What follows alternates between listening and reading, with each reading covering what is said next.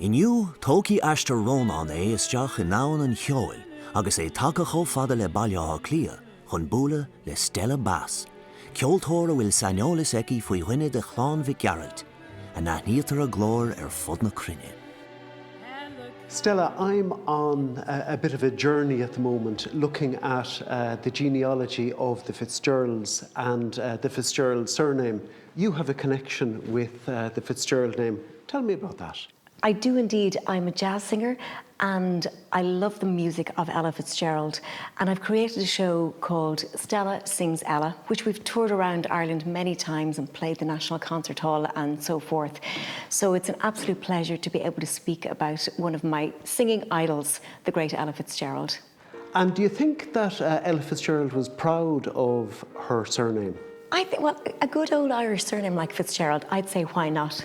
But certainly, I know she visited Ireland on a couple of occasions. In 1982, she came to the Cork Jazz Festival, and 1964, she played 2 shows in the Adelphi, an early show and a later show. For the later show, the band was on fire, the concert was going marvellously, but towards the end of the last song, half of the audience simultaneously got up and left, which I'm sure she was thinking, oh my goodness, I've toured the world, you know, why is this happening? It turns out they were all going home for the last bus. And it's funny because when we were touring the show that I do over the years, I've had a couple of people come up to me to say, I was at that performance and that's exactly what happened. So it wasn't just an old wives' tale, it was as true as the day is long. You know, you have a very Irish name. You've never been. Yes, I have my crest someone sent me. Have you? Yes, I do.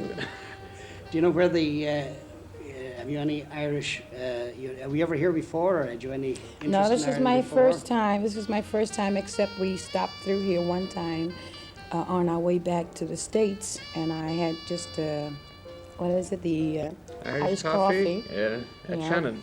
Yes, it's Shannon, but outside of that, this is my first time. But you've sung for the Irish in America. Oh, yes, I did. One of the greatest, our late president. I was going everywhere campaigning. And he was half of Fitzgerald too. Oh, that's right.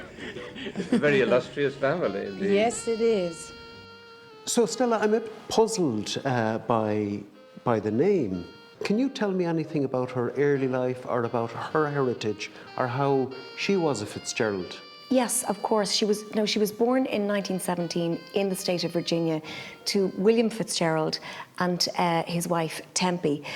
Now, there is a record in the 1920 census in the US of them still living in Virginia, but a couple of years later, he left the family home. Now, there isn't a huge amount known about him or known about the genesis of that side of the Fitzgerald family.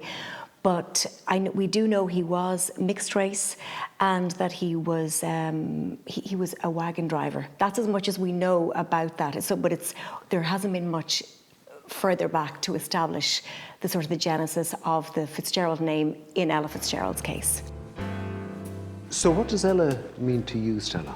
Well, obviously, her voice speaks for itself. But I think as a woman growing up in the 1920s, 1930s, 1940s, she blazed a trail in so many ways that opened the path for many female singers and female performers in the genre. And she started as a dancer.